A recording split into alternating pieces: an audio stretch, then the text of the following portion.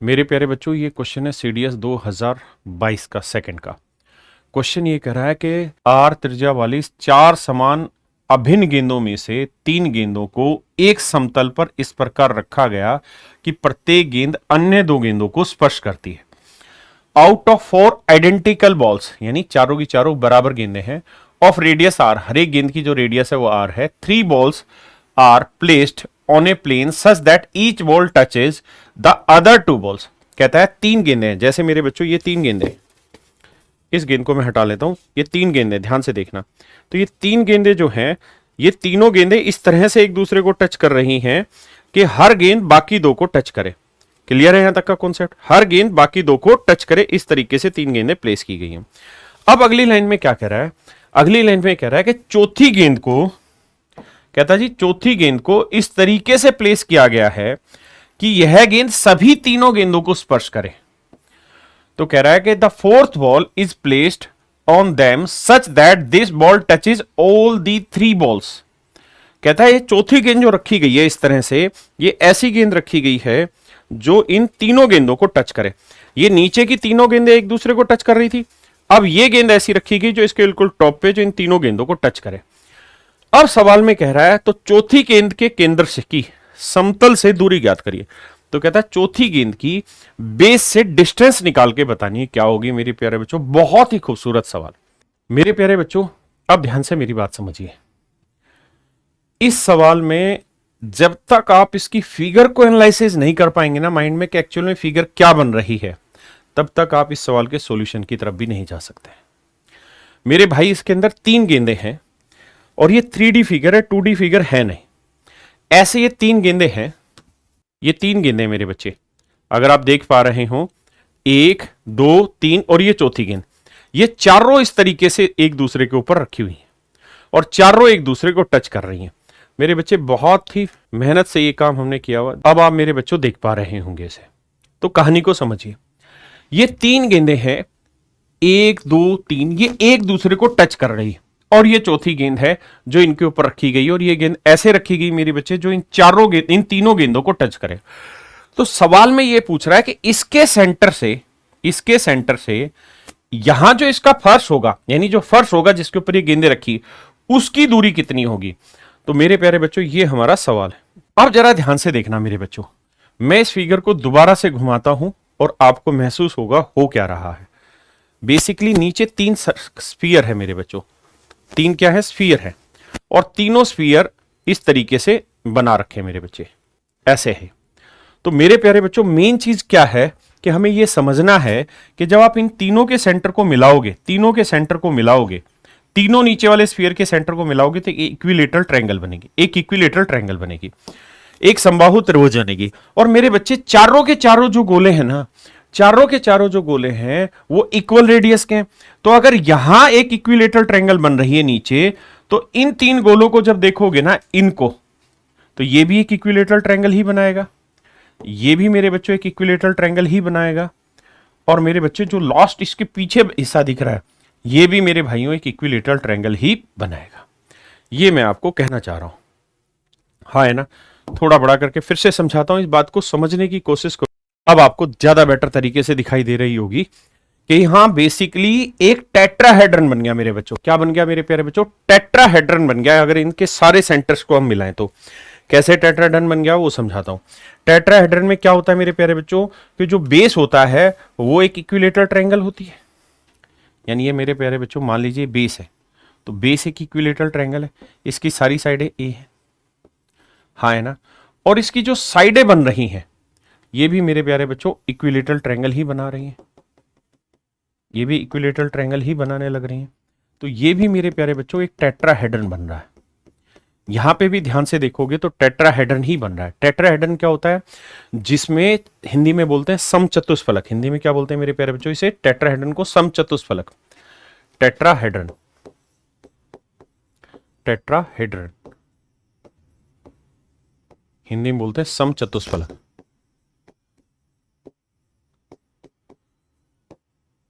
जिसके चार समान फलक हो। तो मेरे बच्चों, अगर आप यहां ध्यान से देखेंगे तो इसमें चार इक्वल फेसेस बने। कौन कौन से? ये वाला फेस इक्वल बना, ये वाला फेस इक्वल बना, ये वाला फेस इक्वल बना, और सबसे पीछे वाली जो ट्रायंगल बन रही है उसका भी फेस मेरे बच्चों इक्वल ही बने। हाँ है ना, आप इस पॉइंट को समझ पा रहे हैं या नहीं? तो मेरे प्यारे बच्चों, अगर आप ध्यान से देख रहे हो तो यहाँ अब इस फिगर में आपको बिल्कुल कॉन्सेप्ट क्लियरिटी और एक एक चीज समझ में आ रही है कि ये प्रॉपर एक टेट्राहेड्रन बन रहा है। इसके 4 फेसेज हैं। कितने फेसेज हैं? 4 फेसेज हैं। एक फेस तो ये वाला जहां मेरा पेन चल रहा है, सबसे नीचे वाला। दूसरा फेस है मेरे बच्चों ये वाला, जहां अब मेरा पेन जा रहा है, ये वाला। तीसरा फेस है मेरे बच्चों ये वाला, जहां मेरा पेन जा रहा है। और चौथा फेस है मेरे बच्चों ये वाला, जहां ये पेन जा रहा है। मेरे प्यारे बच्चों, कुल मिला के यहां एक टेट्राहेड्रन बन रहा है। अब हमें कुछ नहीं निकालना, टेट्राहेड्रन की हाइट निकालनी है। टेट्राहेड्रन की हाइट निकालनी है।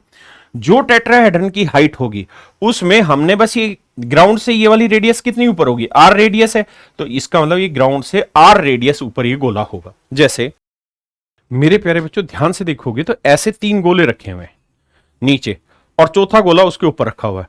तो हमें इस गोले से यहां से तो इसकी ट्रायंगल बन रही, जहां मेरा अंगूठा है ये वाला, यहां से तो ये टेट्राहेड्रन बन रहा है, और ये टेट्राहेड्रन का बनेगा टॉप। और वो हमसे पूछ ही रहा है कि टेट्राहेड्रन के टॉप की बॉटम से हाइट बताओ। तो बस जो हाइट होगी ना उसमें ये वाली हाइट हमें और जोड़ देनी है, यानी ये वाली हाइट नीचे की और जोड़ देनी है, तो ये पूरी उसकी बॉटम से टॉप की हाइट आ जाएगी। हाँ है ना? तो मेरे बच्चे, हमें बस ये हाइट यहां से यहां तक की, अगर ये ग्राउंड है तो ग्राउंड से ये वाली हाइट हमें और जोड़ देनी है इसके अंदर। अब सवाल की भाषा आपको समझ में आ गई होगी। अब आप सारी कहानी समझ गए। अब मेरे बच्चों ये बताइए, यहां पे ये जो इक्विलेटरल ट्रायंगल बनी, हर एक की रेडियस आर है, इसकी भी रेडियस आर है, इसकी भी रेडियस आर है। तो इस इक्विलेटरल ट्रायंगल की साइड क्या होगी? 2r। इक्विलेटरल ट्रायंगल की साइड क्या होगी? 2r। और अगर इक्विलेटरल ट्रायंगल की साइड 2r हुई तो मतलब ए की लेंथ आपके पास आ गई। कितनी है सर? 2r है। और टेट्राहेड्रन की हाइट क्या होती है मेरे बच्चों? तो आप कहेंगे टेट्राहेड्रन की समचतुष्फलक की हाइट होती है √2/√3a। बिल्कुल सही बात है सर। अब मेरे बच्चों, अगर थोड़ा सा दिमाग दौड़ाओगे तो √2/√3, ए की वैल्यू है 2r। बिल्कुल सही। अब ये आ जाएगी मेरे बच्चे यहां से लेके यहां तक की हाइट, सेंटर से लेके स्टॉप तक की हाइट। और मैंने कहा कि जो ये उसने पूछा कि भाई इसके टॉप के केंद्र से जमीन की ऊंचाई बताओ। तो जमीन तो इससे आर सेंटीमीटर नीचे, इस सेंटर से जहां ट्रायंगल बन रही है, जहां ट्रायंगल बन रही है उससे आर नीचे, यानी इससे आर नीचे और है ट्रायंगल, मतलब वो बेस, तो आर और जोड़ देंगे तो ये आ जाएगी चौथी गेंद की केंद्र की समतल से दूरी। कहता है what is the distance of centre of fourth ball from the plane, कि प्लेन से कितनी दूरी पे। जैसे मैं ये कहूं कि इस गोले का जो सेंटर है, इस गोले का मेरे बच्चों जो सेंटर है, इस गोले का जो सेंटर है वो प्लेन से यानी समतल से कितना ऊपर है, तो आप कहेंगे आर सेंटीमीटर ऊपर होगा इसका सेंटर। हाँ है ना, आर सेंटीमीटर मेरे बच्चों ऊपर होगा इसका सेंटर। समझ रहे मेरी बात? तो बस हमें वो आर इसके अंदर जोड़ देना है, और देखिए चुटकियों में आपका आंसर आ गया।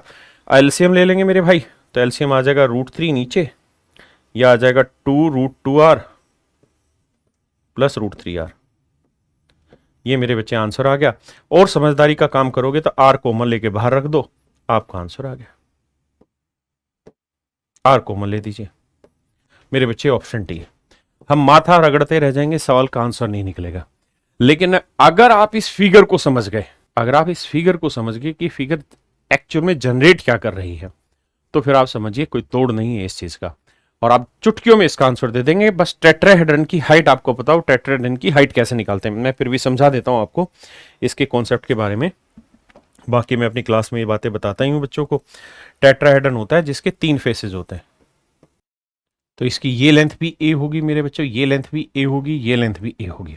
इसे हम कहते हैं टेट्राहेड्रन समचतुष्फलक। और मेरे प्यारे बच्चों ध्यान यहां पे ये रखना है कि टेट्राहेड्रन की अगर हाइट आपसे पूछे तो हाइट होती है मेरे बच्चों √2/√3 है।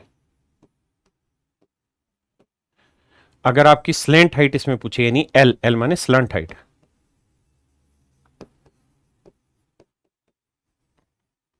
स्लेंट हाइट आपसे पूछे तो ये होगी मेरे बच्चे √3/2a। अगर इसमें स्लंट एज पूछे मेरे बच्चे, स्लेंट एज हिंदी में से कहते हैं त्रियक किनारा, त्रियक किनारा,